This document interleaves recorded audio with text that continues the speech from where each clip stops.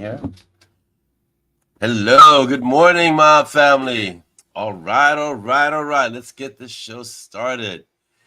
All right, so we have a special treat. I was going to open it, but I have a special person to open it. Our usual and amazing opener, Z. Hey. Welcome to MoB Kaffeeklatsch, episode 121, and enjoy the show. Awesome. Thank you. So that was our opener. She hasn't been here for a while. So last time you saw her, she was probably a lot smaller. So she's growing. Good morning, everyone. All right, so let me say the good mornings real quick. You're gonna hear my voice is a little off. I don't know. It's just a seasonal thing where my voice goes crazy sometimes. Just kind of gets weird. So let's see. Good morning, Chris Mendoza. Good morning, everyone on YouTube. Good morning, Connie. Good morning, Mary Beth. Good morning, Marie. Let's see who else. Good morning, Tatiana. Oh, Tatjana. Good morning, Heather.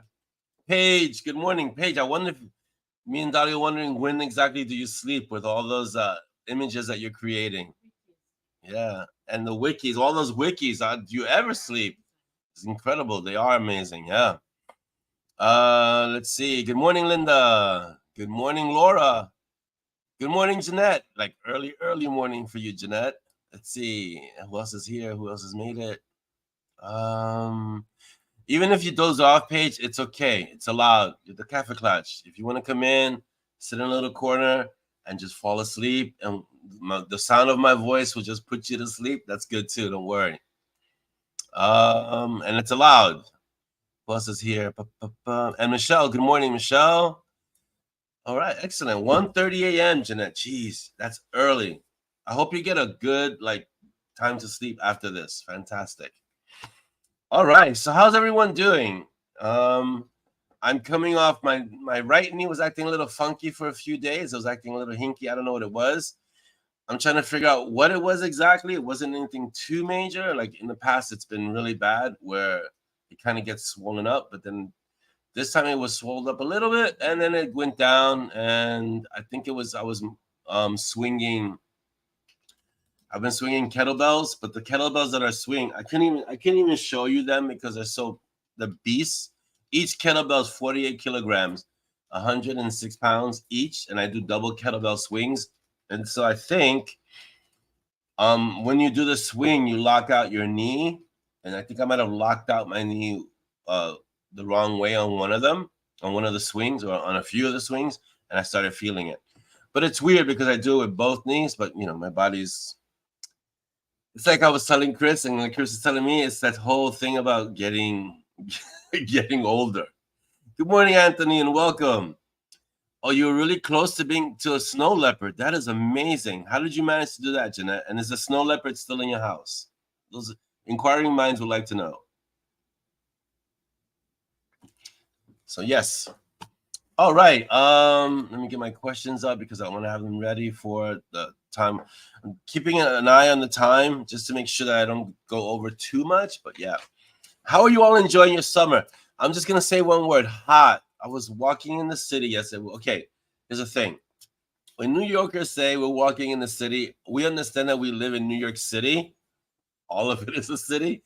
But when we say we're walking in a city, it's usually someone from the outer boroughs like Queens or the Bronx or Brooklyn or Staten Island, even though we don't qualify Staten Island as a borough. But when we say we're walking in the city, we mean walking in Manhattan. And we were walking in Manhattan yesterday. We went to go see a show yesterday, and it was scorching. Oh my God, it was like walking through an oven yesterday. It was crazy. It was hot. What's the matter, Paige? You look upset, sad. What's going on? I see Melbourne Zoo now has a behind the scenes with the snow. Oh, that's nice. It's fantastic. Let's see. Oh, Tatiana, you have an empty nest. Just left for Dallas on his first solo adventure. What? For 2 months. Wow. I'm not there yet. We have 3 of the younger ones. My 3 older ones are already adults and living their lives. But I'm kind of looking forward to it, and at the same time not looking forward to it. That empty nest thing. Oh, good morning, Jasmine, and please say a big good morning to Stacy. Awesome. So you were 2 feet from Mishka, our female snow leopard. That's nice. Is there a male for her?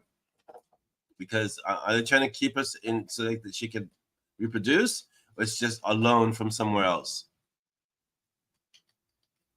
Oh, that's right. You're on the other side of our planet, so it's winter over there. Nice, very nice. Yeah, here we're currently in the 9th level of hell, basically, because it is so. Today it's gonna be what is it, 97 degrees? I keep getting texts for heat advisories and cooling centers. That's when you know it's going to be really, really hot. Good morning, Audrey, and welcome. Let's see. Linda says those of us from the Bronx would usually say we're going downtown. Yes, I remember when I used to live in the Bronx, we say I'm going downtown. And now that I live in Queens, we're going to the city. We don't usually say it, but I think it's a Bronx thing. Definitely. Bronx is definitely we're going downtown. Queens is we're going to the city. Brooklyn, I think, is going to the city as well. But I don't know. I never really lived in Brooklyn I didn't live in Brooklyn for more than a few years, so I didn't have that experience. Yeah. Let's see. We have a red weather alert. What does that mean? Red weather, Marie? Yeah, Michelle. What zoo did we go to? Was it Miami? Yeah, we went to Miami. We saw a white tiger. Yeah, Jungle Island in Miami. We visited a few years ago during the summer in Miami because we really liked the heat, I guess. That's 130. If we get to 130, Jeanette, that's crazy. So we went to Miami one year for vacation in the summer, and they had a white tiger. But I felt so bad for that white tiger because it just walked around and it looked so hot and it looked so uncomfortable, and it was enclosed, obviously. But it was just for me, it just looked sad. It was like this white tiger and just caught in this place, and it was like, oh. Anyway, but that was my opinion. I hope the snow leopard is in a beautiful enclosure. Heather says old house problems with land that was previously a swamp back in the day. No AC. That's a deal breaker for me, Heather. No AC. You gotta have in places like where it's incredibly hot, you have to have some kind of maybe central air or something that can keep you cool. I know fans work really well, and I do have one fan that's amazing that works really well, and usually I use that. On Sundays, you need the AC just to kind of cool it off first, and then just use the fan. Let's see. It's going to be in the mid to high 80s with a heat advisory. Yes, made it, Enid. Welcome. We have a fire rating that is extreme. Evacuate. Oh, is it because it can cause fires? Like the fires can start? Is that what that means, Jeanette? I don't know. Yeah, but 130 degrees, that's insane. I wouldn't want to live anywhere where it becomes that hot. That's like Texas hot. Yeah, 87 degrees at 10 a.m. I can tell you exactly how many degrees it is right now. Let's look at my phone real quick, and I can tell you right now, according to my phone, in Queens, oh my God.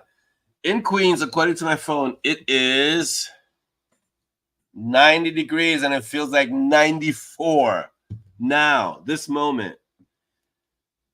That's insane. That's insane. Okay? No.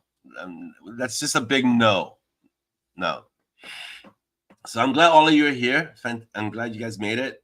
Yeah, it's crazy. Arizona's 85. But see, they keep saying this thing. I guess this is our weather episode. They keep saying Arizona, Nevada, like all those states out there, it's dry heat. It's a good heat because it's dry heat.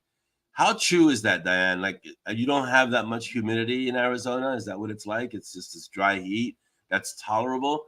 Because I can speak to the humidity. The humidity is a killer. It's just you walk around and it feels like you're walking through soup. It's so bad. So how is this dry heat story? Is it a real thing? Please do, Jeanette. I think not many of us get to see snow leopards, so please post some pictures of the snow leopard. That'd be awesome. See, the snow leopard area has cool boards in the rock wall faces. Nice. They use misting water and a lot of other tricks. That's great because snow leopards, cats covered in fur, and it's hot. Yes. Yeah, that's what I'm thinking, Chris. Like, if you're in the middle of the Sahara and it's 90 degrees in the shade and 120 degrees in the sun, you're not worried about is this humid or is it dry, because hot is hot. So yeah. Heather says we have ceiling fans, but humid due to the basement is not. Yeah, so so you're just moving this warm, wet air. It's like that. That's not too fun. See, born and raised in PA. Oh, dry heat makes a difference. Really? But see, here what I've understood, and again, this is just me doing research. I haven't experienced this firsthand. Is that you have to be more careful in dry heat because they can sneak up on you. There's like heat stroke situation, so you have to be aware. I do know that it's important to keep hydrated, so that's why I always have my growler with water, 64 ounces. Drink one of those a day at least, so it's important. All right, so let me do the shout outs.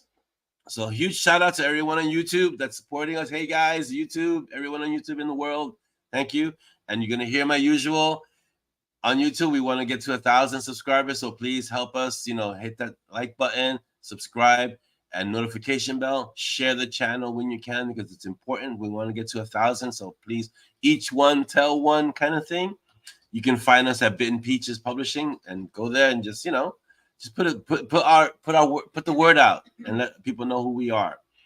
On Instagram at Bitten Peaches. I haven't done Instagram because this week I was recovering. I was on the DL, so I've been recovering, and I'm trying to get my. Well, I'll get to that later, but I'm trying to get the Creative Warrior Wisdom thing going. So, yeah, I haven't done Instagram yet, but I will. I want to kind of really get involved with that a little bit more and kind of get our visibility there a little higher. It's important. On Zazzle, I'm sure we'll have more. We have a lot of swag on Zazzle. I mean, you guys hear me every Kaffeeklatsch. Go to Zazzle and get your swag. We're gonna have more. Summer's coming. We're gonna have an opportunity to do a lot more swag. So just go to Zazzle, M&S EMANDS on Zazzle. So let me get the links. Can we get links? Oh, it's okay. Once the links come up, I'll put them up here. But just go to Zazzle. You know our Zazzle store there and get yourself some swag. Again, this is swag from Zazzle. So yeah. Well, it's not. Is it? Yeah, it is from Zazzle. This is from Zazzle. Awesome. I can attest that the stuff that they make is awesome.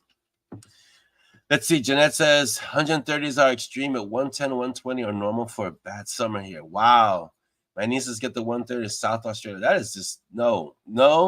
On top of the fact that you guys have that myth that everything in Australia is trying to kill you, the heat alone is enough for me to say no.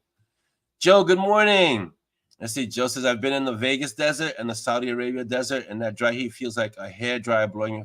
See, I'm a pass. Pass on a hairdryer blowing in your face. Pass. No. The new pictures on Zazzle are amazing, or as Jeanette's saying, amazing. So Michelle says we get 102 sometimes, 105 in Dallas, but then add the heat index and it feels like 115. You have to keep the AC. Yeah, you definitely keep AC companies in business. I would have no doubt about that. So I don't know what the picture. What are the pictures that Jeanette's talking about? The Zazzle pictures. Are the pictures you've made?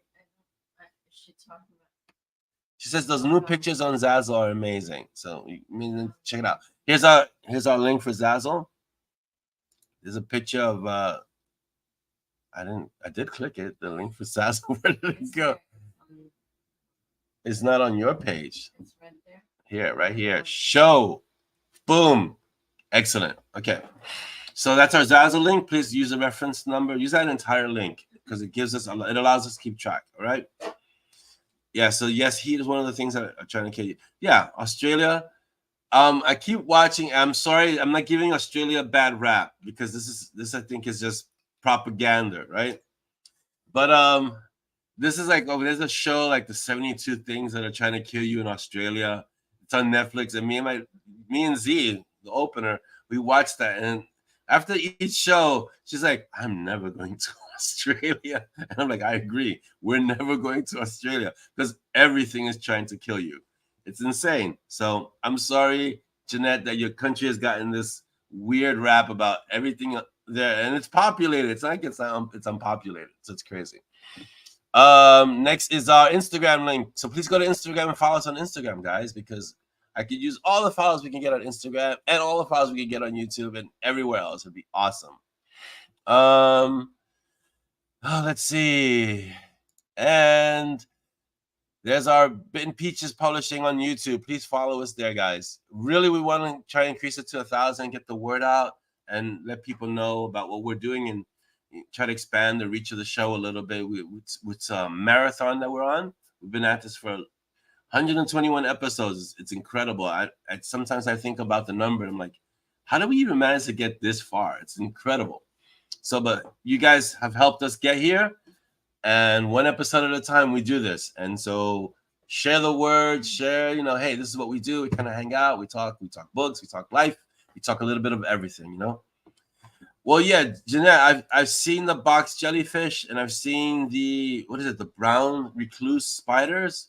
Those things don't play. I mean, you do have some seriously dangerous creatures there that you have to be wary of. As an Australian, you have to be wary of, for sure. So yes, not all of it is propaganda, but a lot of it is, I think, Let's see. And it is good to see you again, Joe. Welcome back. Yeah, and it's good to see you, Connie. It's good to see everyone who's here today. Thank you for making it. You guys make this show as awesome as it is, so thank you. You guys, hey, if this is a fun and enjoyable and safe space, it's because we do this collectively. We make it fun, and we don't. One of the purposes of this, and I've always said it as a tongue in cheek, but this is like the Seinfeld of the YouTube channels. It's a show about nothing, which means that in the really clever thing about that show, about Seinfeld, when it did that, when you can make a show about nothing, that means that you can make a show about anything. And that kind of gives you latitude in a way when you think about it. Like the fact that it's a show about nothing really means that it's a show about everything. And we make it a fun show. We try to have fun. Sometimes we get serious. Sometimes it could be sad. Sometimes it could be funny, but we have the latitude to make it any way we want it to be, which is really great. And so I wanted to touch upon, in light of like what I was going through with my knee recently, I was thinking about the post about the Tuesday post about our dads and how strong our fathers could be, or the memories of our dads. And you guys shared some amazing memories. And I kept thinking about the memory of my dad taking a fridge up 5 flights of stairs strapped with a strap. And it wasn't even strapped to him. He just took the strap around the fridge, around his body, brought it to his chest like this, and then just started climbing stairs. And when you're little, that looks like a superhero. That's just insane. It's just this whole wow, this factor. And the fact that I'm running up the stairs around, like in between his legs, and going, my mom is yelling at me, "What are you doing? No, stop this." It's incredible, the imagery that we give our kids as when they're young.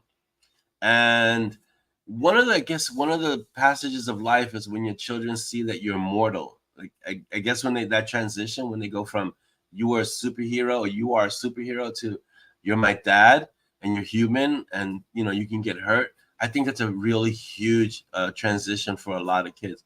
My kids have seen me mortal. My kids have seen me messed up, and it's okay, But they also have that kind of awe of the things that I can do, like when I swing 106-pound kettlebells or I move certain things. Like, wow, that's really heavy. You can move that. So it's things like that. Let's see. Jeanette says, where I am, the main problems are car versus kangaroo. Oh, there must be a lot of kangaroos, right? Because I know there are a lot of cars. So yeah. Red bellies, black snakes. That sounds just the name alone sounds dangerous. Audrey says, we've seen brown recluse spiders in Philadelphia. Are they natural to Philadelphia, or were they transplanted? Like, were they brought over from other places? That'd be interesting to find out. Danger, they're very native here. Oh, really? Wow. Sydney has it worse with the funnel web spider, and the eastern brown snakes are native to the area. Okay, I've heard about the funnel web, and they sound dangerous. So, yeah. You guys can keep all that. Just keep it away from New York. Yeah. A deer just ran full speed into the side of that. Wow. Okay, I've heard about that. And we don't have any deer in New York, and I'm very happy for that because sometimes they just jump. Okay, so here's the thing. The roads and these things are encroaching into what used to be their home. So it's not like the deer are in the wrong here. The deer are going through it's like walking through their neighborhood. Now there's a road there. So, but they're just jumping out. They just jump out sometimes into the road, and a car is coming full speed and deer's coming full speed. And that could lead to fatalities, and I'm sure it has. So that's dangerous. And I'm really glad that we don't have those in New York. but I wish they would find some way to really be able to. I mean, aside from the signs, like when we go to Vermont, we've seen the signs, right? The deer signs, the deer crossing signs. Signs aren't going to be enough. So there has to be a way that can make it so, it's safer for both the deer and the people using the roads. Chris says, my first job at a moving company, I watched a 70-year-old man do that. Yeah, it's a hump strap. It was crazy. I mean, I'll put it to you like this. I think I was 3 to 4 years old, and I still have the memory, maybe pushing 5. And I still have the memory of that. It's crazy. Yeah. That's the thing. People underestimate deer because everyone's thinking about Bambi, Chris. But I've seen deer up close. Deers, especially the males, the bucks, are large, massive animals that if they're moving full speed and they hit a car that's also moving at full speed, it's gonna be a problem. There's gonna be damage. It's not good. Yeah. Let's see. Wendy said, "Hey, Wendy, good morning. Welcome." There's a herd that roams our neighborhood right here in the north side. That's nice. I mean, you just have to be careful, but it's awesome to see. Heather says, I saw a black widow spider the other day, and yeah, brown recluse are here too. Okay, see, I don't want any of those. No. Let's see. My car insurance is higher just because we have higher kangaroo risk than. See, that's a great story to be able to tell, but it only applies to like Australia. Like my car insurance has gone up because of the kangaroos. You're never gonna hear that in New York. It's never gonna happen. Oh yeah, my car insurance is shot up. So certain percentage because of the kangaroos. Never gonna happen here. That's one thing we're never gonna say. The secret. Yeah, they are big and mean. I've seen them in the wild, Chris. You don't want to approach deer. You don't. And most of them. Okay, here's the thing. People have been watching these David Attenborough shows where it's this beautiful deer just roaming the countryside. No, deer are mean and territorial, and if they're bucks, they would try to ram you. You got to stay away from them. No. Like the ibis, vermin. They're all over the place. Yeah. Michelle says, I saw a meme that said if you could gather all the kangaroos together, they could overtake the population of Ohio. Wow, that's a lot of kangaroos. Could you form a kangaroo army like that? That would be awesome. See, that sounds like a story, Michelle. I'm about 20 miles north of Melbourne, central area, so we have a couple of local mobs and roos. Yeah, okay. See, I was driving, saw 2 calves wandering in the middle of that. See, that's the sad. That's when you see when they get hit because they don't know. I think when the deers get to adulthood, they know enough to be wary of the roads, but the calves do not. And that's when you start seeing like those incidents where you see deer carcasses on the side of the road because it's dangerous. Cars are coming in those places where the deers do cross. Most of the cars go down really fast. So it's sad to see that. Yeah. All right, so let me give a huge thanks to the Patreon. We have a bunch of new patrons, and we have patrons who've increased their tiers. So let me go over the names. There's some interesting names. So I apologize beforehand if I mangle any of your names. It is not intentional. It's just you have a fantastic name, and my capacity to say it properly may not be up there. Okay, so huge shout out to D Hara. So that's 2 words. D Hara, Vicky Kopak, Valerie Jondal, David Mitchell, Don Bender. And if this is a Don Bender I know that I went to school with, thanks for joining our Patreons. Daniel Harkavy. Also, we have some patrons who upgraded their tiers. So Ingrid Schwinn, I want to say Shivin. You let me know, Ingrid, if I'm mangling your name. And Carl Skull for upgrading your tiers. You guys are amazing. Thank you so much. The Patreon is really an amazing thing to have, and that you guys are supporting us, that you've gone above and beyond supporting that way. I really, really, really appreciate it. So thank you. Let's see. What else we got here? Cows and deers are natural hazards in Missouri. Wow. In Texas too? Yeah, see? I'm a city boy. I don't know any of that stuff. We don't have cows and deers walking the roads, so it's very different. Let's see. In South Florida, we have iguanas. Oh yeah. I would imagine you guys have a lot of like iguanas and spiders and things like that. Yeah. That's okay, Jeanette. There's no need to explain. You have a Patreon, and that's what matters. So don't worry about it. Life happens. You do what you. So an explanation about the Patreon thing, so people know. It's like as long as you support us, that's cool. We don't the tiers. It's whatever you can do. That's why we've had. That's why the tiers are there. So you do whatever tier feels comfortable to you. Please don't feel obligated to be any specific type of tier. The most important thing is that you're supporting us and you're part of our Patreon, and that's awesome. I see Diane says, Elka worse. Helped a woman whose car was crushed by one in Nevada. She was fine. Car totally crushed and immobile. Maybe that was an angry elk. Here's the T. Oh, if you want to join our Patreon, I like these. These are like little commercials and conversations. You can follow us here. Just here's the link and just go there. Americana, hi, how are you? It's been a while. I haven't seen you. All right.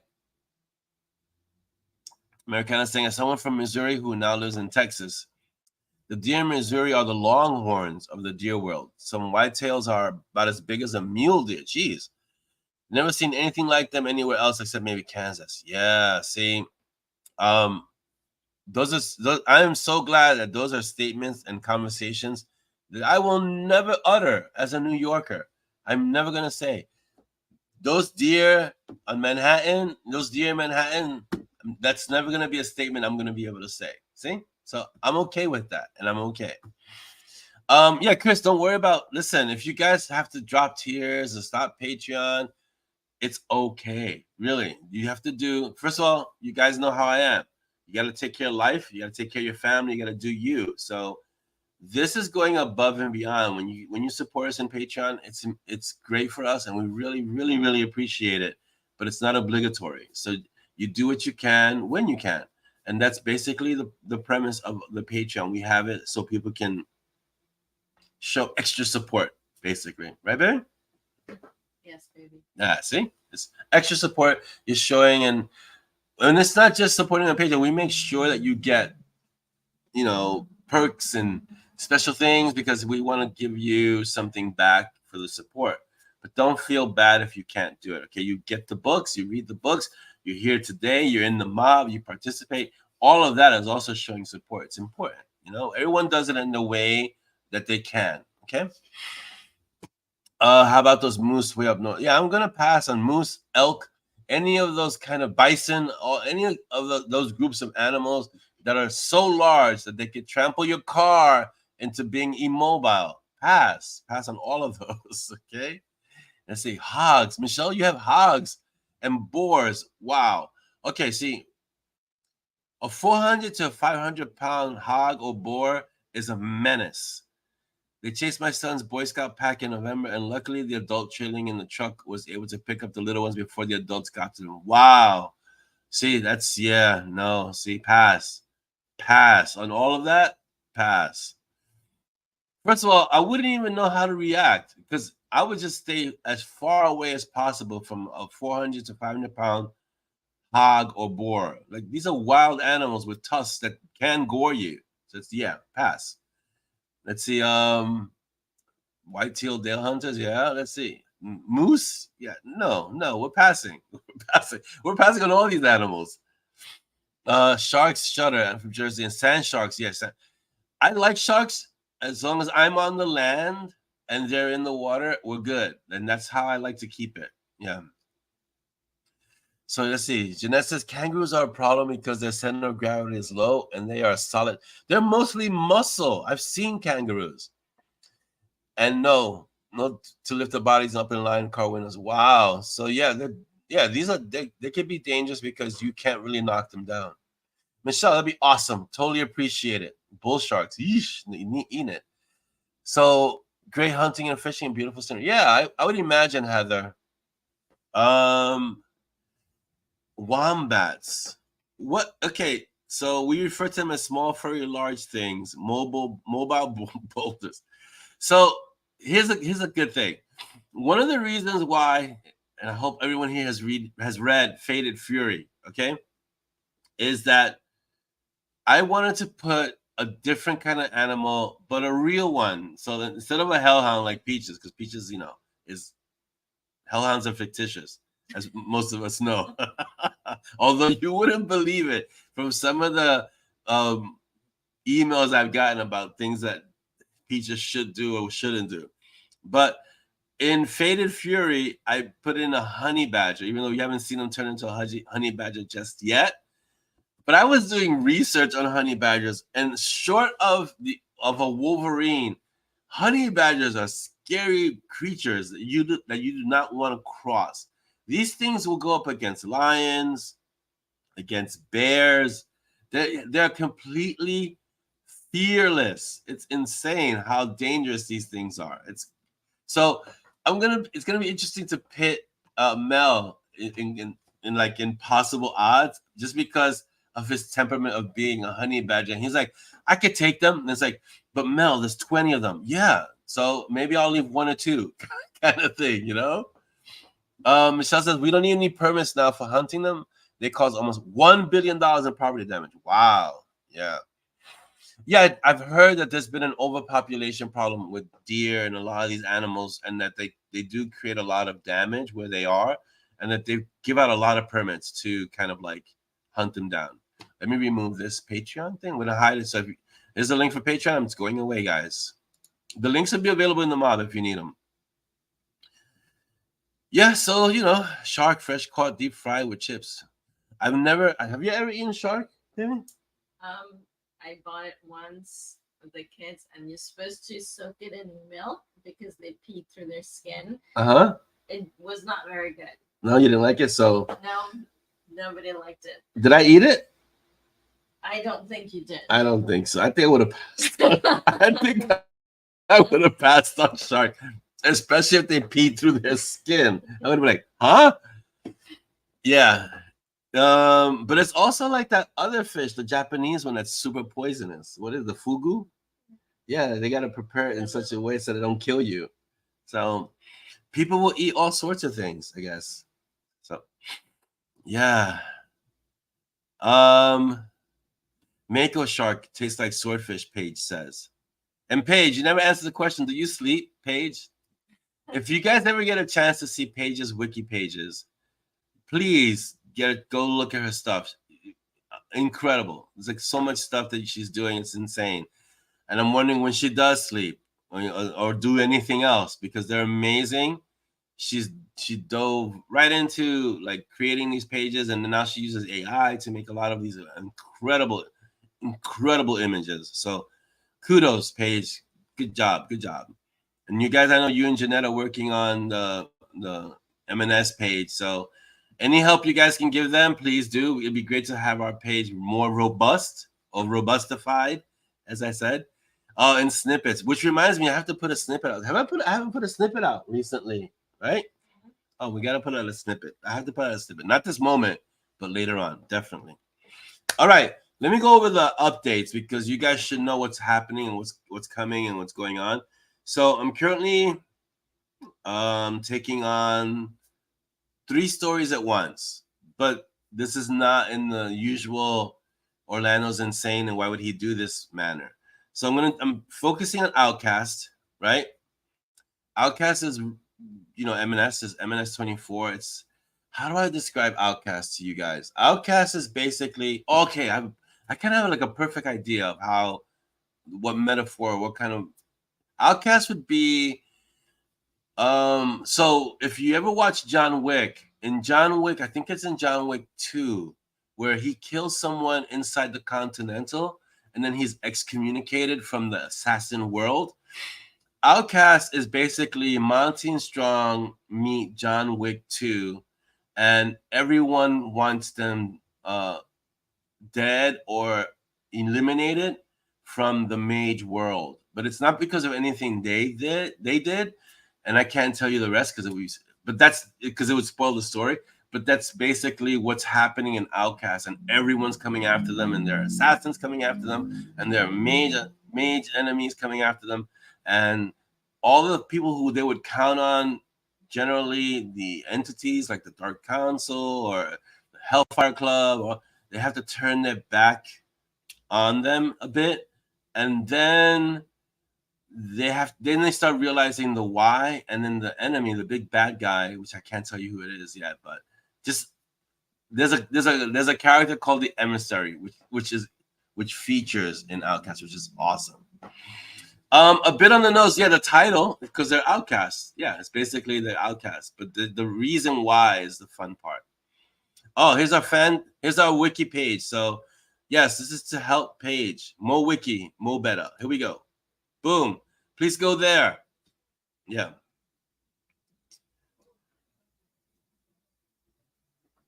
Exactly, Chris. Outcast equals shunned. So that's basically it. But I didn't want to title it shunned. Shunned didn't sound fun. Outcast sounds a little bit more edgy. Yeah, shun is like more. Don't start. Shun is more romance, but it's true. It has more of a romantic feel. Though, if I had to tell you guys how many messages or texts do I get if Monty Strong is MM romance, it's off the top. It's incredible how many. I have to keep saying no. What gives you the impression that Mountain Strong is MM romance? Yes, I am blushing. I am. Come on, they both have their shirts on. Really, at least one of them would have their shirts off. All right, so is this the same link? Let me just click this. Boom. I think it's the same link, but I clicked both so you can go. Yes, I'm blushing, and I'm writing. Okay, I won't say I'm writing romance yet. I'm writing romance. You know. So I haven't really gotten to the parts where Dolly's gonna start embarrassing me because the first book, Faded Fury, was super light on romance. It was just smoldering eyes and things like that. We'll see what happens when it has to actually become romance. Yeah. Well, Jeanette, when I went to 20 Books 50K, right? The last time I went was a few years ago. I think we're scheduled to go back at some point, babe. We got to go back to Vegas, me and you, for Author Nation. Okay. It's Joe Solari took over the show, and it's not 20 Books at 50K anymore. It's Author Nation, and it's the largest independent book conference in the country or in the world, I think. But when I went to 20 Books and 50K, I met a few authors who they were in this niche, which was MM. And one of them, a woman who was writing MM, she was doing very well with her. She had a lot of readers, and her books were doing really well. And her readership was growing. And she was saying the beginning was really hard because MM wasn't that accepted.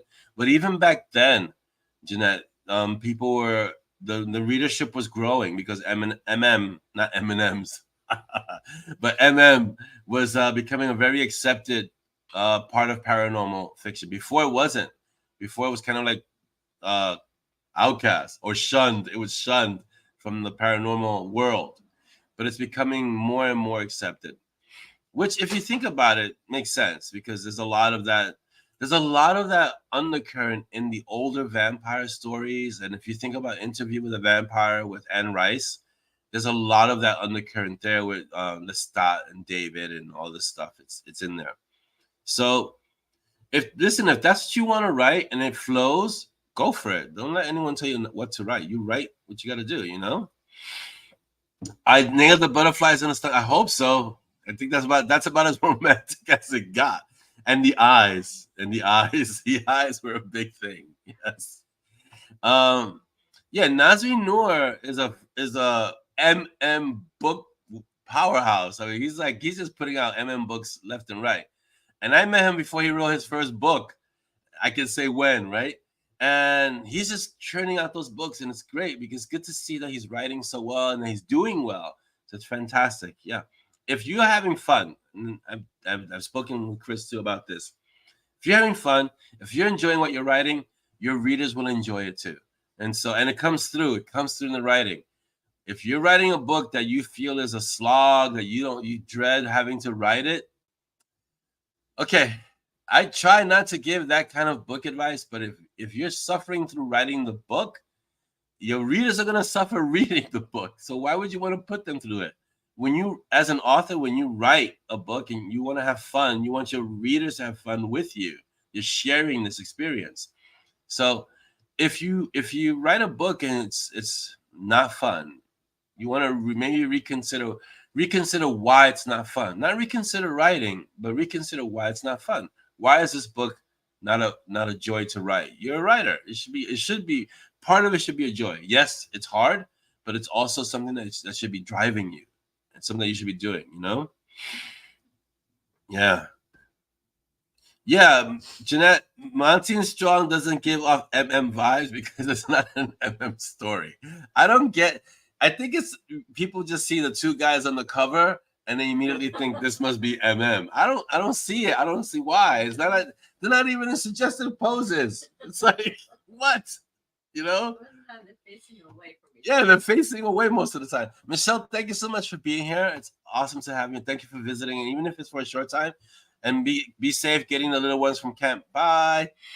Yeah, I haven't read any of Nasri's books. We used to Audrey, we used to he went to 20 books to 50K 2 times. The 2 times that I went, he went, and we brainstormed some ideas and we talked about book stuff and book writing business, and he gave me some ideas of what he's doing. I was like, oh, that sounds great. You know, I'm not into MM at all, but I think you should go for it, try it and see. And I made sure that he understood that he should do this. This is something you got to do. Go for it, you know, and supported him because it's like we say, we support our indie authors. It's really important.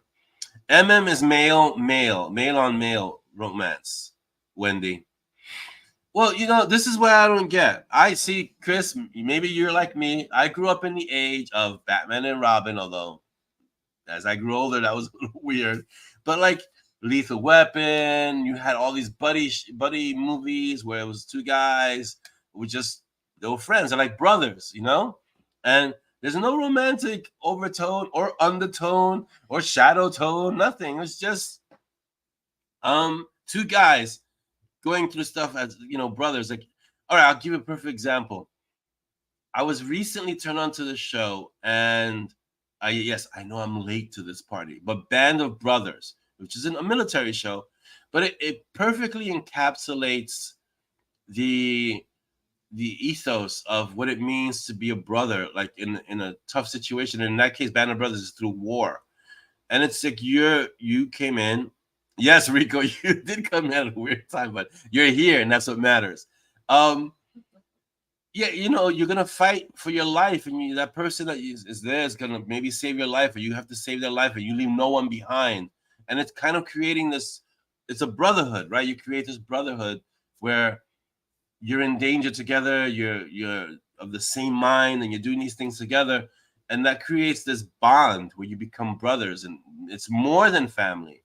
And that's basically what Monty and Strong is like, you know. So it's creating and if you know my books, if you've read any of my books, family is like the central theme of all my books. The family, the found family, and real family, the family that you're related to, blood family is there too. But the found family is really important. So yeah, I think it's key. At no point in Monty and Strong, whether the inception or any of the writing, did I ever think, maybe these two should become an item. never, ever did that cross my mind, you know? And I have to give credit for this one because John just at one point made me spit out my coffee because when he first read Tomb Yards and Butterflies, he said, "Who's Tom Byards and who's Butterfly? What kind of story is this?" And I spit out my coffee because that is not an MM story. So yeah, at no point, no. So buddies, yeah, why can't buddies just be buddies? I think that should be available, especially in this day and age where everything usually has to have some kind of other meaning. This is just two guys fighting crime, fighting monsters, fighting whatever. Just two guys getting together with their hellhound, and yeah, that's basically it. But found family is really a great, like Jeanette's saying, found family is really a great subgenre. I don't know if if it qualifies as a subgenre. I'm not that knowledgeable in it. I think it might be, but I think if it isn't, it should be. It really should. It's a trope, yeah. Found family is a popular trope, yeah. The hair, you really think it's the hair, Diane? The one guy with the short hair and the one with the long hair. So what? They're gay now?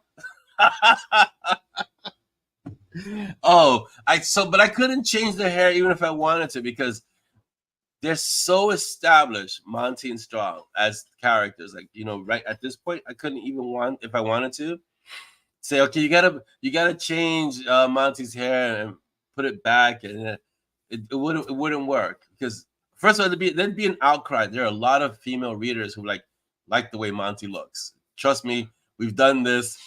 It almost went sideways. And also, it's just the way, it's just the way they look. I'm used to the way they look now. So, yeah, I couldn't change that even if I wanted to. Marie, thank you so much for being here. It's awesome that you came to visit. Thank you. Thank you so much. Paige says, J.R. Ward, I know this author, intended two of her characters to have a relationship along with their attachments to their female mates. But the publisher nixed it at the time. Since then, she's admitted that they were always intended to have that connection and even wrote a short since, which disappeared from her website about it. She went on to write on a different MM. Yeah, I mean, she wanted to. I think if it was always there. And this is one of the great things about being indie published, because if it's indie published and you want to do it, then you do it. And your publisher's not going to nix it. So, yeah. Rico says, two guys fighting evil, throw in some awesome, interesting friends and family, and really good baddies. Yeah. And that's basically, what did John call it? He called the books that we write, and Chris also alluded to this, like Pulp Fiction. It's like palate cleansers. That's what he called palate cleansers. These are the books that you read, and you have a few hours to kill, and you want a fun story, and you want to kind of forget about the world a little bit. These are the books you read. You don't read it, and I never try to preach in my books, because one, it comes across, you can read it in the story, but I try to make my stories escapes from the world. You get into a Monty and Strong book, you get into any of the books that I write, and it's like basically you want to escape for a few hours and see what Monty and Simon are up to this time. And it's the kind of books that we read, yeah, like Chris saying, it's the kind of book that we read growing up. These are the kind of books I read growing up. There were escapes, and they were fun, and you would take these books everywhere. I never went anywhere without a paperback book, because I knew I was going to have some downtime, even if it was 10 minutes, and I was that kid. 10 minutes, 15 minutes, nothing to do, pull out my book and start reading. That was who I was, and still who I am. So, yeah, and that's how I write. I kind of write to make it fun, to make it escape. And yes, there are deep themes, and yes, you could read certain things into what's happening into the story, but that's not the intention of the story. The intention of the story is to let the reader go on a brief adventure, have fun, and enjoy the story. Heather says, Monty has long hair to hide his expressions. Fate of Fury gave me a few questions that possibly trace back to the main branch. It's possible. I don't know if Fate of Fury is connected too much to the M&S world. It's kind of M&S adjacent, Stories that don't require much suspension of disbelief, but is a world of heroes and Lillians and good, and villains and good eventual wins. Yeah. Like the movies. Oh, what movie did we watch recently? Oh, Godzilla -1. Okay, I was prepared to go into this movie completely being like, this movie sucks. I was impressed. I did not think this movie was going to be good. I was impressed. I watched it with Z. We sat down and watched it.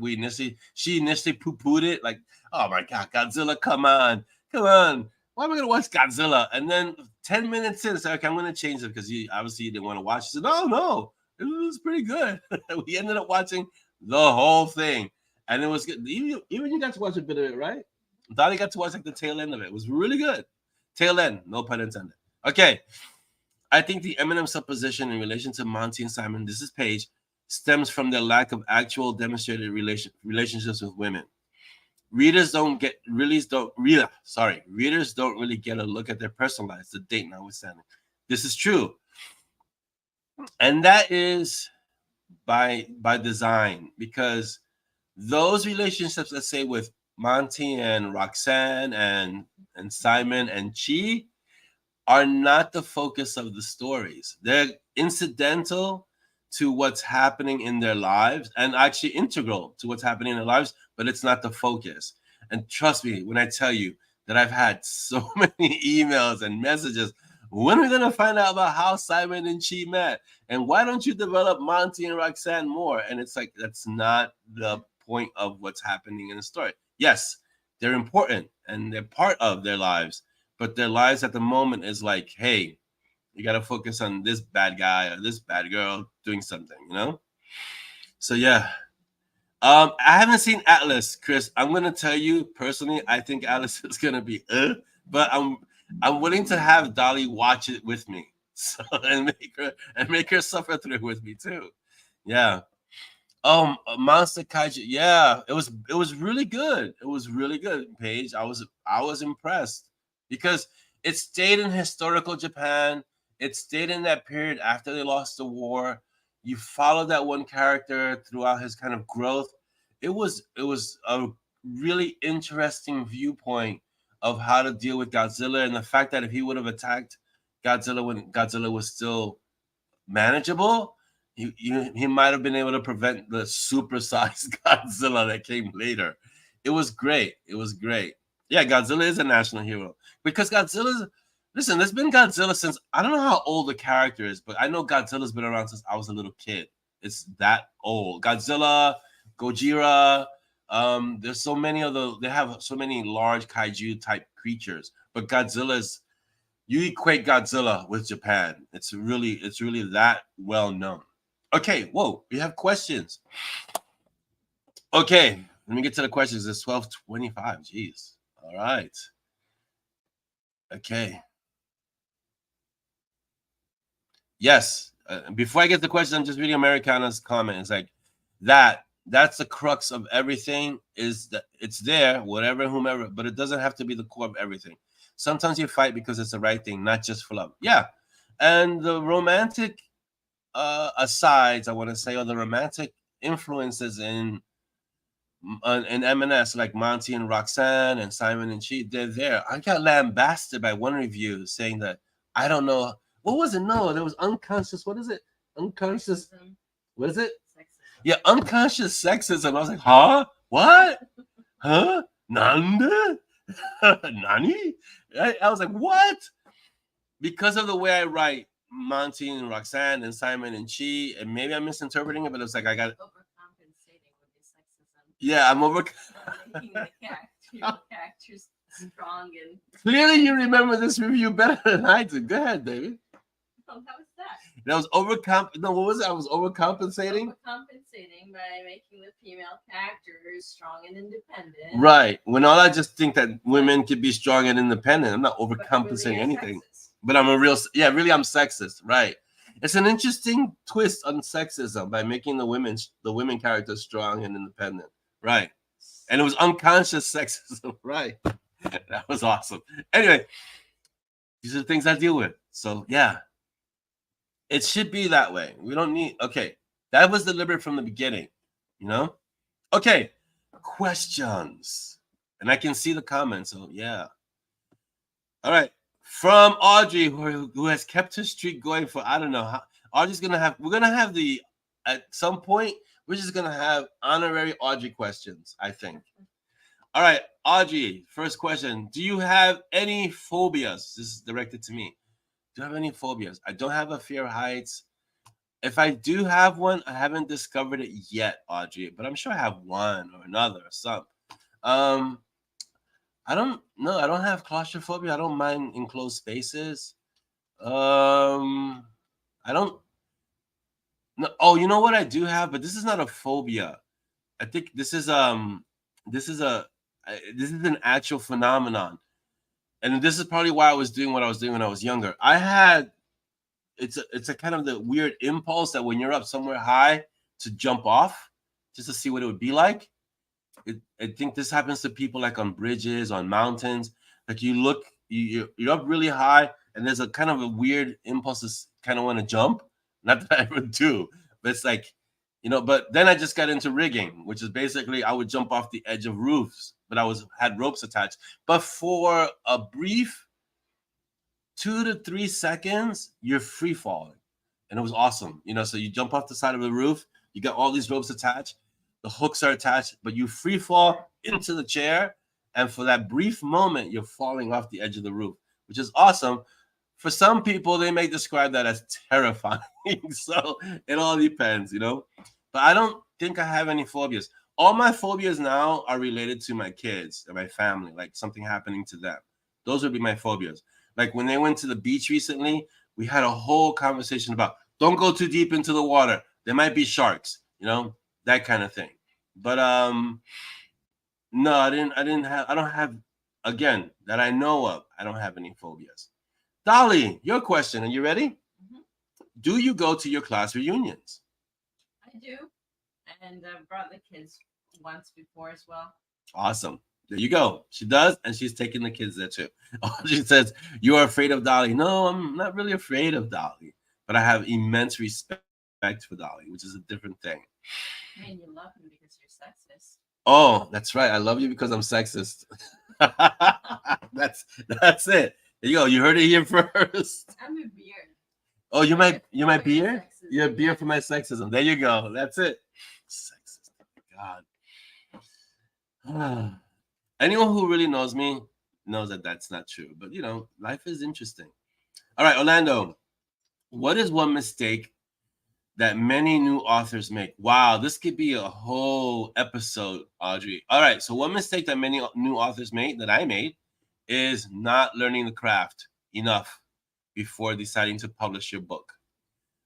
Many people, authors especially, think because we grow up in school reading and writing that somehow we know how to write a book. And it's not the case. It is a craft. You have to learn it. You have to study. You have to practice, practice, and practice. And like anything else, it takes consistency to get good at.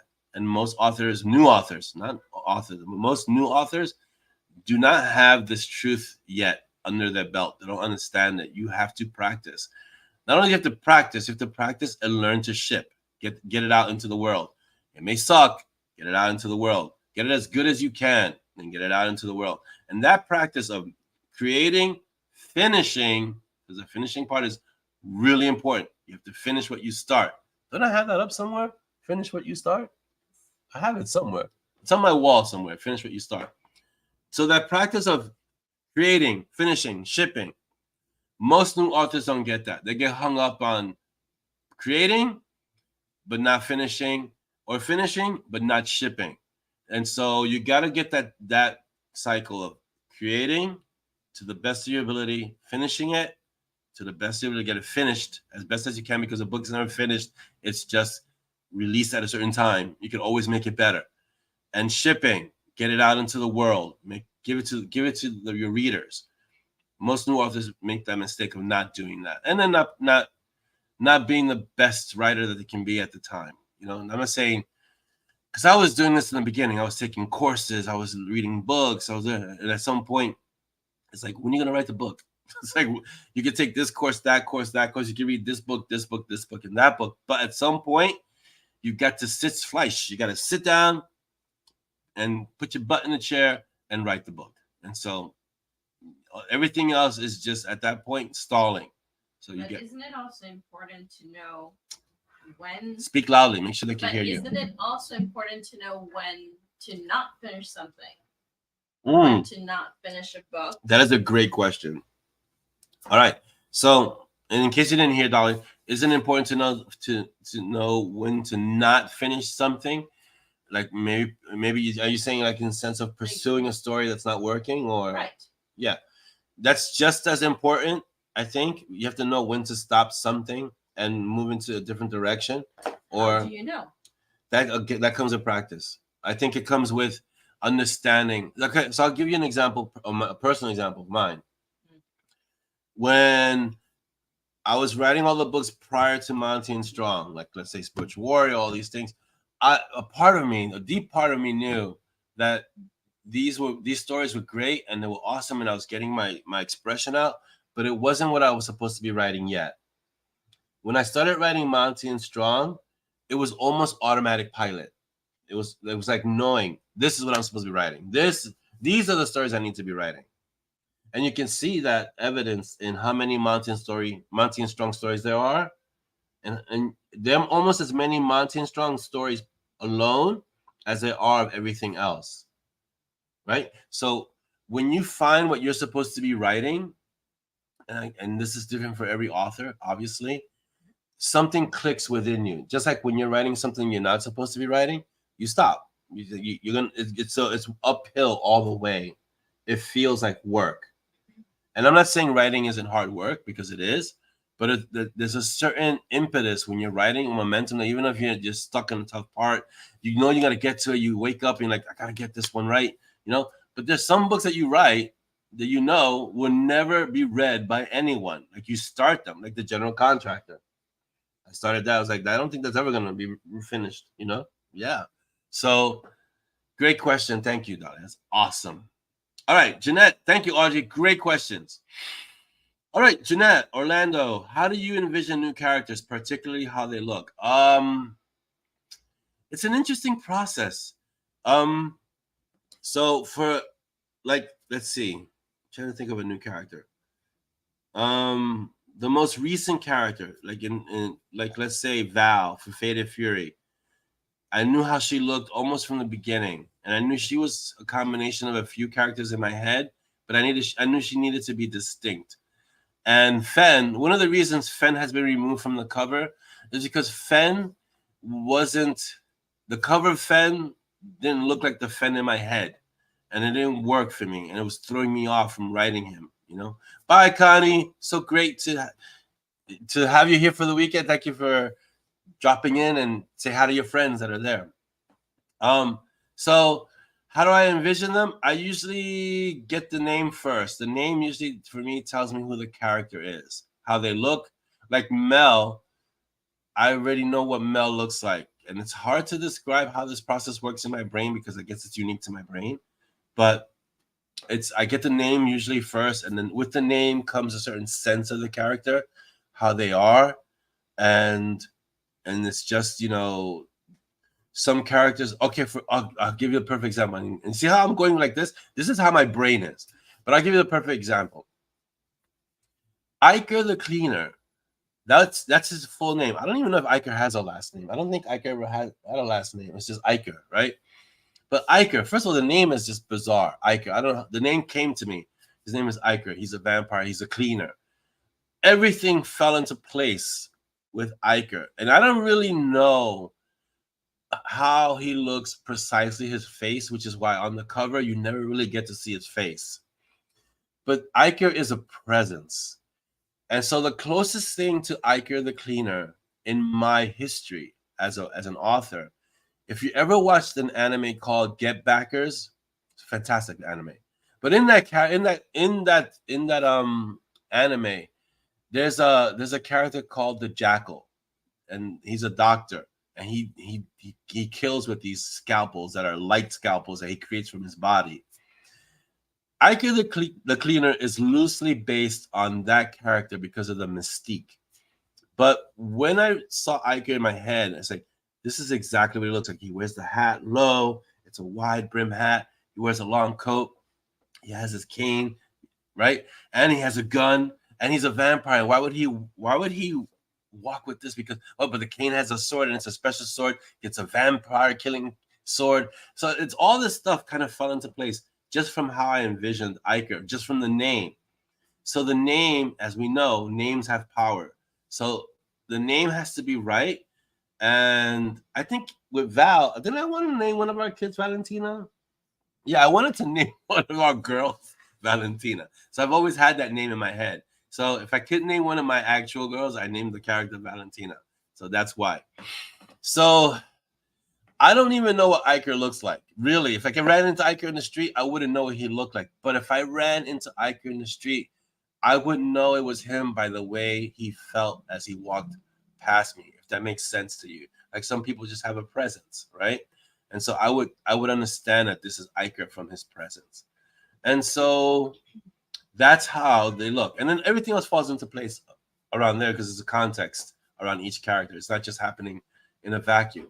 Like for Monty and Simon, I knew what they looked like day one. I really did. Simon's from New York. He has a certain way of being. He's kind of scrappy. It's the way he looks. It's the way he is. Monty's a bit more dignified. He's English. He has to be he's well-bred. He has to be he's a little bit snooty. He's very meticulous about his clothing and things like that. Why does he have long hair? Why does he have long hair? Because, and this is also deliberate. So the reason why Monty has long hair is because It goes back to this concept of it's hard to explain in English. It's a Japanese concept of imperfections and imbalances create balance, right? So despite the fact that Monty is English and proper and well-bred and very meticulous, he allows his hair to be that way. It's like his connection to normalcy, to the regularness of the world. So despite the fact that he's a mage, he's almost 200, and he's got all this stuff going on, his hair is his only kind of normal part, and so that's why his hair is long. You got it? Does his hair have power? No. Okay. Do you ever rationally change traits, physical traits? No, actually. Once the traits are there, I don't think I've ever changed traits on a character. You guys can correct me if I'm wrong, but I don't think I've ever changed traits. Yeah, Monty's a little over 200, like 240, 235. Like Jeanette's saying 235. Yeah, around there. So no, I don't think I've ever changed traits on a character. Maybe Dex, I think, but I don't think so. Yeah. Like even Dex came to me fully formed. Like when I thought about Dexter Montague, what kind of mage, what kind of person, what does he look like? Yeah, it was immediate. Yeah. All right. Then do you describe to DDD how yeah. you want them to look? All right. So the process for those of you that are not authors but are looking to be authors or would like to see how this kind of works, I have extensive email conversations with the range Dr. Design about how my characters look. So how like Monty, every character you've seen on a cover of one of my books, there have been many emails back and forth about how. So they give me a proposal how the cover is going to look, and I look at the cover and I go, "This is perfect," or "This doesn't work." And let me tell you why, and I'll explain how the character should look. You know. Tatiana wants to know what. There's a lot of stuff, so I'll get to it. And we're running a little late, but we'll go over it. Where does the fashion come from in M&M universe? I absolutely love it. Okay, so Tatiana, I grew up as a young boy reading GQ magazine. I was a strange child, sorry. And it was one of my favorite magazines, so much so that when I was younger and I started working, it was one of the first magazines I was able to subscribe to. And that was expensive back then. But in GQ magazine, what I was looking at was, how do these models, how do these men dress? What's considered elegant dress? That stayed with me my whole life. I no longer dress like that. I used to work in corporate America where I used to have to wear a suit, tie every single day. I couldn't leave the house without being dressed well. Those days have long, as you can see, those days have passed. But I grew up with that, you have to be meticulous about the way you dress, about the way you look. It's important, especially when you want to make an impression. And what makes an impression before you even open your mouth is who you are as a person and how you look. Sometimes there's a dichotomy. It's not true, but what you look like sends a message. So it's important. And so I've translated that into, what would a mage be like who's been around over 200 years? How would they behave? How would they act? How would they dress? And so Monty kind of epitomizes that whole process of, if I'm a mage, I'm going to look the best I can. And they have the years. They have, in many cases, hundreds of years to know that fashion is an important thing. A lot of these older fashion houses like Emilio Zegna, Armani, all these Gucci, Hermes, all these old Italian houses of fashion date back many, many, many, many years, centuries. And it makes sense for mages to be involved with these houses, and that some of these houses would be headed by mages, because that's how they would kind of represent the mage class, right? So yeah. Diane wants to post a spiffed up pic. Do you even have one of me? Probably you do. Yo, when I went to Tito's thing, his wedding. Yeah. Okay. All right. And we have 2 more questions, so I want to get to them. In a similar vein to Audrey's question, what millstone do you think new authors focus onto the detriment of starting. Ooh. For example, I feel that first paragraph, do I really have any story worth telling? That question is more popular than you may imagine. So the millstone that most authors focus on is, one is that one, do I really have a story? And it's like, it's very close to Dolly's question, like, when do you know when to not write certain things? Also, the inverse of that is, when do you know to pursue a story? You may hear me say in the process, does the story have legs, or can it keep going? You know? So, but a lot of authors focus, it's an interesting thing. A lot of authors focus on the end, really, sometimes, before even getting to chapter 1. And you have to really get to that first paragraph. And you know my criteria, right? First line, first paragraph, first line, like first sentence, first paragraph, first page, first chapter. For a lot of authors don't even get to that part because they're thinking big picture, you know, the world and everything over here and what's going to happen 3 books from now and all that. And none of that has happened yet because you haven't even started the first line and the first paragraph and the first page and the first chapter. So a lot of characters get hung, a lot of authors get hung up on this big picture stuff without really getting to the minutia and getting, let's make that first line awesome. Let's make that first paragraph awesome. Let's make that first chapter awesome. And so they don't start. And that's what stops them from starting. So a lot of authors have to get past that. New authors have to get past that, I think. Okay. Jeanette wants to know, there's another great question, Jeanette. Another great question. What is the likelihood that we will get a Simon pre-M&S story like the War Mage from Monty? It's called Deadeye. And it won't be a short story. It's book number 28. It's on the schedule. Deadeye is the prehistory of, Deadeye is going to be a Simon story with Monty in there, but it's going to be, so if Requiem was Simon's past coming kind of to haunt him, Deadeye is the story of what made Simon Simon, and all the stuff that's kind of hidden from Simon's past comes to light, and then we find out who Simon's family is. You know, everything that's connected to Simon, why Simon is the way he is, why he was a Deadeye, why he's still kind of a Deadeye, why he kind of doesn't miss, even though I don't stress it too much. All that comes out in book 28, but we're only on book 24, so you just have to wait 4 books. But that's the likelihood. It's very likely. Chrisman has the question. Chris Dos. I am 10 years older than my wife, like you are. I'm a little older than 10 years than my wife, but yeah. And I've noticed generational differences, mainly music and movie quotes, things she doesn't get. Have you or Dolly noticed any generational differences between you? Well, I'm older, so I pick up on things prior to her being on the planet, right? But she gets a lot. She's really sharp, so she gets a lot of the references. But sometimes, I guess in the past, but sometimes I've had to explain certain Easter eggs in the books to her and to a lot of other readers too, because they predate the cultural expression, and like older Star Trek stuff and older Star Wars stuff. Like she wasn't big into Star Wars and Star Trek before. So things like that. But in terms of music, yeah, I know what her music is, and my music is kind of eclectic and everywhere. But definitely in music, she has a certain influence and a certain understanding of certain music.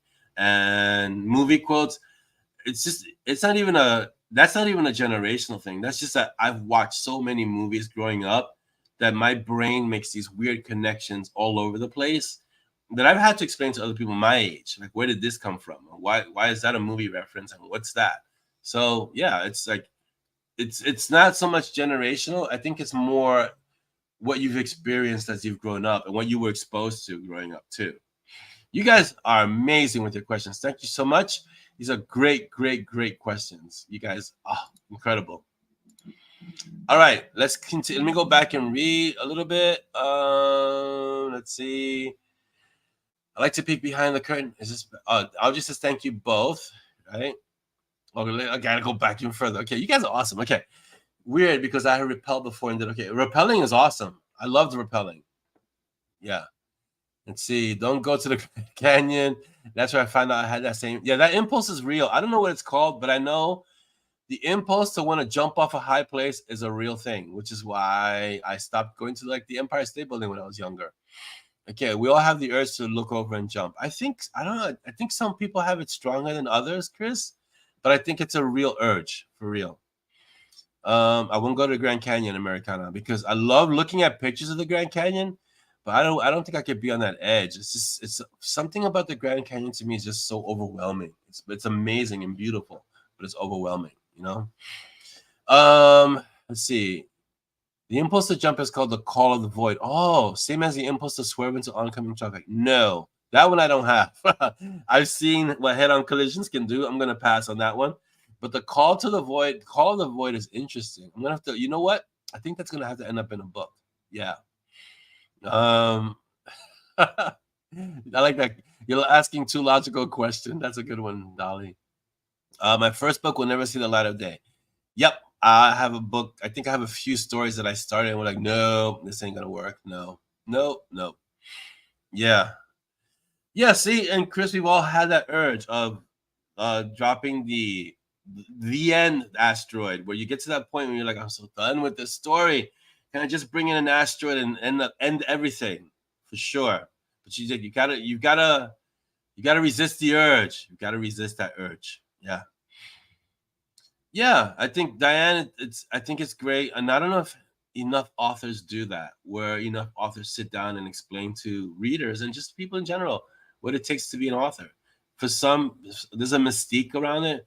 Like Dolly was pointing out recently in a newsletter she sent out and in a commentary she had with Patreons in the Going Wide post.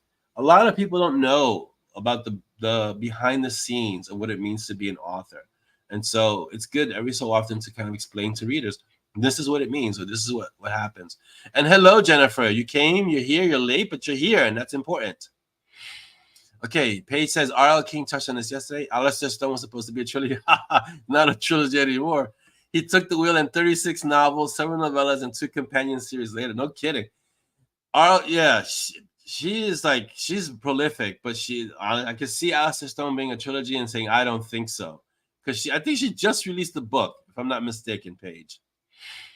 Welcome to my abode behind the curtain. Yes, Iker. So cool that you say I don't even know what it's. Yeah, I think Iker's designed to be a mystery. I think he was supposed to be that way from the beginning. Even when he was supposed to die in the original story, I couldn't. It wasn't going to happen. I couldn't kill him. And so it's like that. Let's see. You've equated success with clothing style. I think I did that at a very early age even before I knew that wasn't the case. But in my brain, I connected the two. And then I learned later on that it's not just about clothing. Yeah. Diane wants Dolly to post a picture of a spirit of Orlando. I think there are some on my original FP page for sure. Jeanette says, and I know we're running over, guys, so if you have to leave, don't feel obligated to stay, but please hang out with us. It's awesome. Interestingly, in 1833, English Parliament had an inquiry into the provision of public walks, in part to encourage people to inhabit spaces where the upper classes would walk, and therefore encourage people to want to dress like the wealthy. Interesting. Yeah. Oh, briefly going wide. Okay, I'll talk, and then we'll wrap it up because I do want to discuss this. This is important. So you saw the post that I put about going wide and why we're doing it. And so, and when I say we, it's because Dolly, is my partner in this, and so we work together, right? Going wide is important. One, because as an author, I want to get the stories out to a wider audience, which is why it's called Going Wide, right? Also, as much as I love KU, and KU is awesome, and there are always going to be books in our KU, it's also a matter of, for financial security, is not having all your eggs in one basket.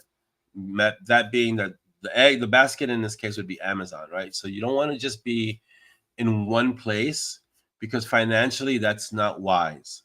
And so I want to be able to have my books. I want to be able to reach 40% of the readers can't get to my books because they're locked into KU, and KU demands exclusivity, which means I can't even put it up on my own website.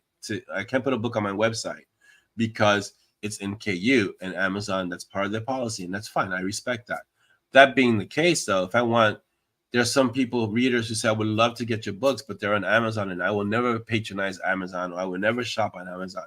And so I lose a reader and they lose an opportunity to read a story, right? So I want them to be able to have access to the books. And that means I have to be wide. That means I have to be available in Barnes & Noble. I have to be available in Apple. I have to be available in Google Play. I have to be available on my website. I have to be available in as many places as possible, not just Amazon, even though Amazon is what we call the 800-pound gorilla, because it is one of the biggest bookstores, online bookstores, currently available, right? It also makes more financial sense and more business sense to be as wide as possible, because you create a much larger readership. And that's the key. You, as an author, you have to think logistically, you have to think logically. What you want is as many readers as possible without diluting what I consider your brand as an author. So that doesn't mean you sacrifice the quality. It doesn't mean you sacrifice anything that goes into making your books as awesome as they are. But you want to have as much exposure for your stories as humanly possible. That means in this case going wide. Now, mind you, I was on Amazon and I've been on Amazon. I'm still going to be on Amazon, but I've been on Amazon for 10 years before I even considered going wide. So you want to establish who you are as an author before you take that step. You want to kind of say, okay, I'm ready to go wide now. And even now with this step, there are certain books that are going wide and there are certain books that are not going wide, because that I believe should still be in KU, because I want the KU readers who've been with us from the beginning, who've been with like, let's say, Monty and Strong since day one. I want them to always have access to Monty and Strong. That's just something that's special to me, important to me. And for now, there are certain series that are going to stay on KU indefinitely. But there are also certain series that don't get as much traction on KU that I think, you know what? Maybe if more people had access to these series, they would have a larger readership, and they would get more people to read it. And then maybe those people who found a book that was out there in the world can go back and go, oh, wait, he has a series on Amazon, the Montague and Strong. Say, listen, let me check out, see what that is. Oh my God, 23 books. I know me as a reader, if I see a series has 23 books, I'm gonna go check it out, because 23 books is huge, So I would definitely. So it's another way of getting readers to come to Monty and Strong as well, and it's another way of getting people to know more about all the other series. Because you find Monty and Strong, you find all the other series, or you find one other series out there, and then you find Monty and Strong, and then you find all the Monty and Strong spinoffs. So it's a matter of just getting the word out even more, Audrey, thank you so much for your questions, and thank you so much for being here. All right, we're going to close up. Where's my closer? My closer is here. Please close. Bye. Thank you for going to MoB Kaffeeklatsch episode 121, and have a great weekend. Thank you so much. You guys have a great weekend. This is really important for you guys to be here. Thank you so much for hanging out a little longer than usual, because, sometimes these authors, they can just talk and talk and talk. So if you didn't understand what wide means, if I haven't clarified it, wide means going among many distributors, not just one. It's having your books out in as many places as possible. Have a great weekend. So the 3 B's: be kind, be uncommon, be unstoppable. And have a fantastic weekend. Enjoy the rest of your day. You guys are awesome. Yes, she has grown a lot. All right, wait. Before we go, there's 16 people here. Number 1 through 7, first 10. So let me say that slow. Number 1 through 7. First 10 people to pick will choose the closing song.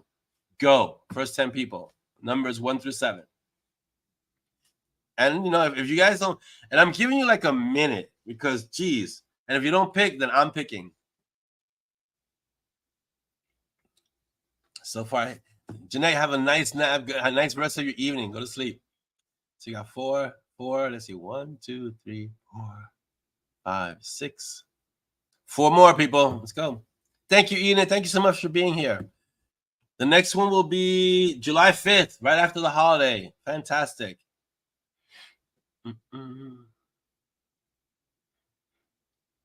And 3 a.m. Wow, Janae, go get some sleep. Get some sleep. Shh, get some sleep, Janae. Thunder, Imagine Dragons, nice. But that's not, we have our own music, Tatiana. Plus, I don't think we could use someone else's music that way without incurring some kind of copyright issue.